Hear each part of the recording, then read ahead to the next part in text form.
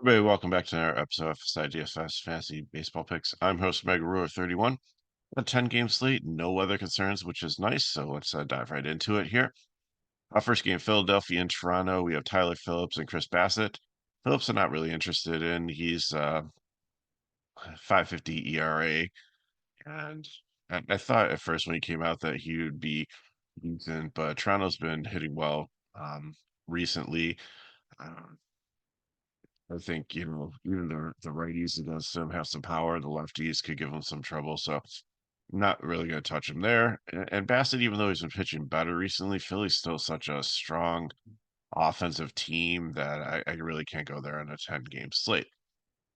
Um, so uh Philly bats, I think that they're going to be one of the top stacks, but I think like fifth overall if you're paying up for them.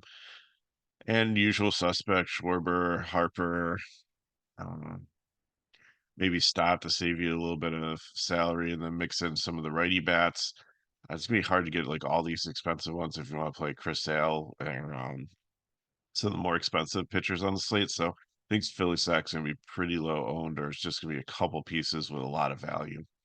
Tron on the other side, I always like is a value stack. I have them number one as a cheap ranking here. So Springer and Fine 4,500, Varsho. Sometimes I skip Vlad if I can't get up to him if I'm using him as cheap stack. But Horwich is fine at first base. Barger. Kirk has been solid as catcher. And Wagner at second base. You can do like a wraparound thing, or sometimes he hits the middle lineup, which is cool also. Boston and the Mets, Cutter Crawford and David Peterson.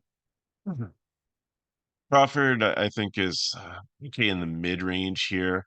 Uh, Mets have been decent, but it's a pitcher's park. So, and then Peterson on the other side. Boston's worse against lefties than righties, so it's going to be the right-handed lineup, which I think has like some more strikeouts in it. So I think you can consider Peterson, but yeah, I think I like him here better than I mean he's 8-1 on the season with two A3s, kind of flown under the radar and been decent this year as like a real life pitcher. So I think he's solidly in play also. I don't really like the mid range today, but these two pitchers, if you especially if you're playing GPPs, hopefully could work out. Colorado and Atlanta, Kyle Freeland, no. Chris Sale, absolutely do what you can to get him in the lineup. Best matchup here today. I know strikeouts been down a little bit, but he's just been outstanding, super solid, and I expect nothing less today. Definitely worth his price tag. So Colorado is definitely a fade if you want to play the edge game and go with a righty stack there like Tovar, Doyle, Rogers, Toglia. I get it. Um, Probably not going to be successful, but if it is, then you're off to the races. And Atlanta, I think you can definitely stack them here against Freeland. Like Merrifield's trying to lead off at 3,700. Soler, Ozuna's a little expensive at 54. I'd leave Olson out of the stack, and then you have Laureano and maybe Arcia or Murphy to finish off if you go on a full five. Cleveland and Kansas City, Bybee and Singer. Uh, both pitchers are okay here, but both offenses, like we said yesterday on the video, are very patient, have a low K rate, and really don't have a lot of strikeout upside. So I think Bybee, out of all the mid-range pitchers, just how he has been, should be the best option. But I hate the matchup. And Singer, same thing. Cleveland, I think, is even a worse matchup than Kansas City. So both teams are just GPPs. I would stack them. I wouldn't take one-offs. You have to yeah, it'd just be a straight up stack on both sides against these pitchers. I don't really see any values of taking any individual player in this game. St. Louis and Milwaukee, Mats and Savale. Mats, I'm not touching. Milwaukee is starting to heat up, especially Adamas. I can't believe he is still only 4,700. He has hit home runs in, was it, 8 of the last 10 games or something like that. And 5 or 6 straight. He is just on absolute fire. and they're still only 4,700. So against left-handed Mets, not playing Mets here with a 6.18 ERA. Milwaukee is probably um, a great stack here to play. And well, not probably, definitely. And then Savali on the other side, he's been really good since he's joined Milwaukee here, and St. Louis can be very disappointing. So I think you can look past his season numbers and look at closely at what he's done recently. Um, on the Milwaukee team, and I think Savali is definitely in play in the cheap range, and someone that can help you if you're trying to play stale and get some expensive bats and make you be able to get that salary in your lineup.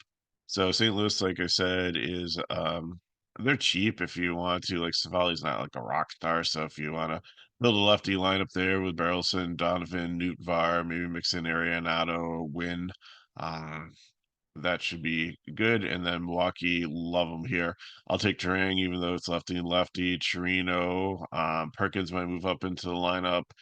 Contreras, Adames, Hoskins, Gary Sanchez, if he's in there, if you need Ortiz. There's just the right-handed bats against the match. Just you'll find five of them and find the five you like the most and put them in there, and you're good to go. Pittsburgh at Chicago, Skeens against Hendricks.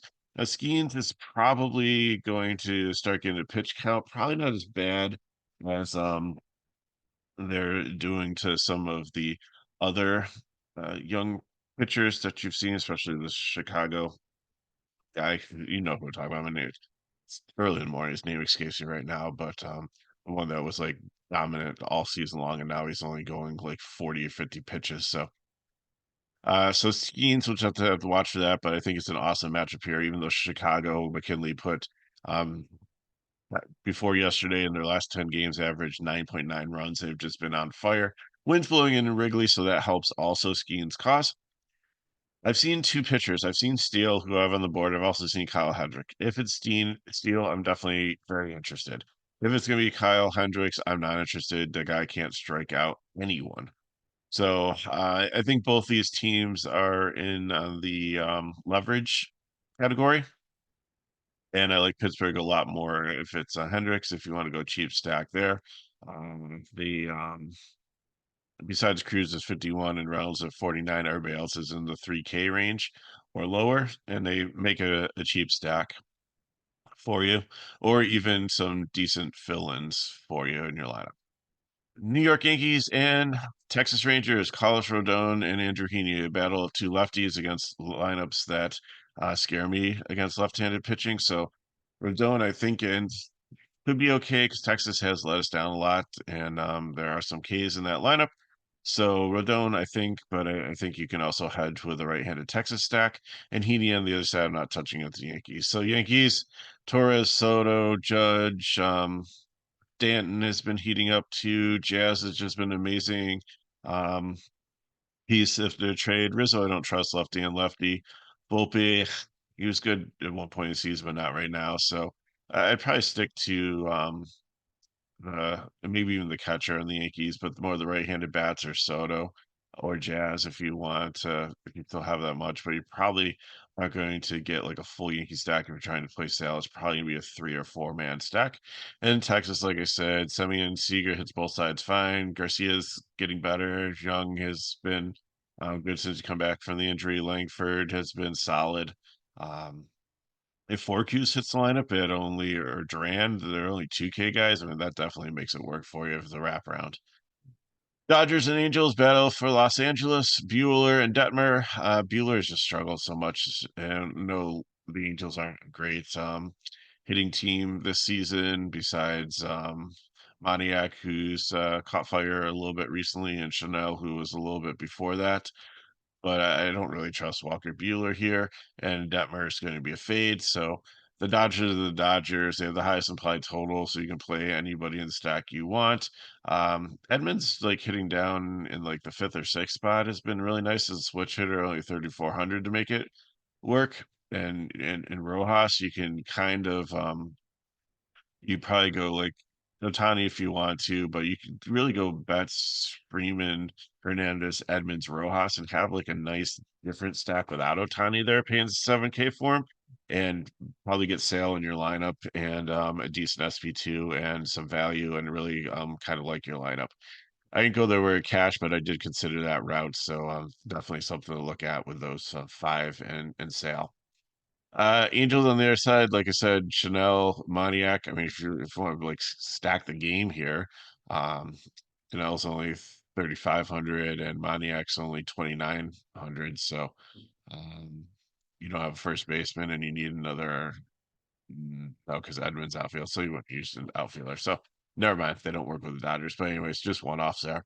Seattle and Oakland, Castillo and Ginn. Castillo, I don't. I don't know. Like Oakland has been so much better recently. They've actually been hitting with some power and putting up some runs, and Castillo has struggled. So I think he's okay in the high range, but I'm a little bit weary. And probably if I'm paying up that much, we'll just try to get this Sale or Skeens. Ginn on the other side is the cheapest pitcher on the slate, but Seattle has some K upside, and maybe you could tap into that, but I don't think he's going very deep, and I think he'll be getting up some runs. So Seattle definitely my second favorite cheap stack underneath Toronto and Oakland, even though I have them on the bottom leftovers. The leftovers one I just didn't really rank. I just put everybody in there. I think that definitely I'll have some shares of Oakland, Butler, Glade. I don't know if we'll pay all the way up for Rooker. Um, Seth Brown, maybe Langoliers and Rooker if I'm doing a GPP because it's really not that expensive, and I'll probably go with some balanced bats to make it work out.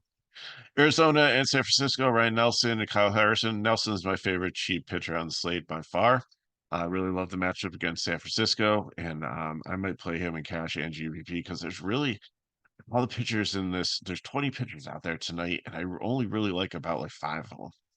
Harrison, the other side, I think I can make a case for, but I like Arizona. I've always liked Arizona against lefties. So Perdomo leading off. Gurriel, Grichuk should move up. Bell, Walker might be back in lineup. Suarez, like just give me all the righties, even the catcher Herrera.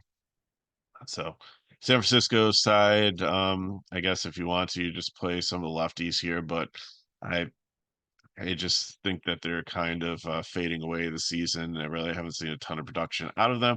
And Nelson, I think, is a solid hit pitcher, even though he was horrible in the early part we stuffed against him. I think he's fine now and someone to look forward to definitely playing versus stacking against. So look at the builds and get you on your way for your Tuesday. So give me Sale, give me Nelson. No surprise there. The Brewers, Contreras, Adamas, Churio, and then Weger and Beggar or Bagger there.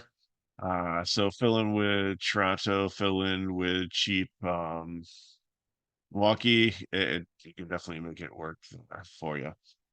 If you want to go down and play Gary Sanchez at catcher, or if Contreras is in, or if you just want to skip Contreras, then you can get Vlad in there at first base pretty easily. You're switching Contreras' salary. It's either probably Contreras, Horwitz, or Sanchez, um, Vlad, or just play two lineups in a really cheap one like the $3 moonshot and play both.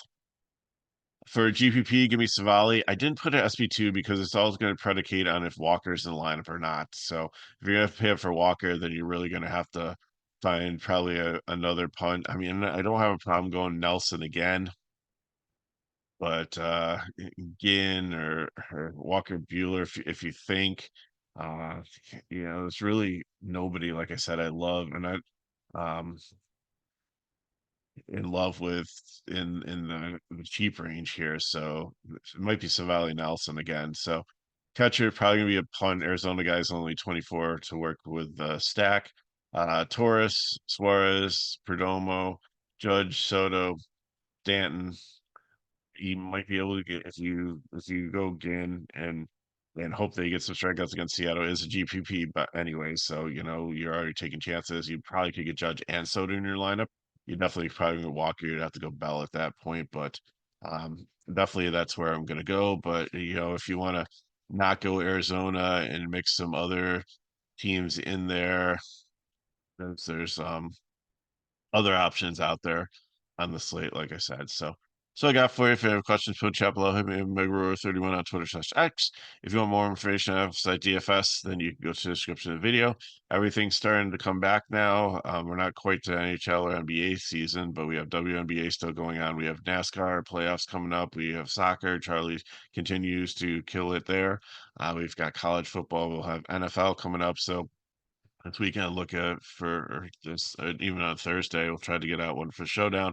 I should have some videos for that. So you can get look at all the information, the pricing, and it's only $6 a day to play everything, which is very reasonable. Description of the video, you can get to our pricing page in our website there. And if these videos helps back, like, subscribe to the channel, and share with friends. So McKinley should have tomorrow. I'll be back Thursday. So hope you have an amazing Tuesday. Good luck in your contest. You know how to get a hold of me if you have any questions. I'll see you next.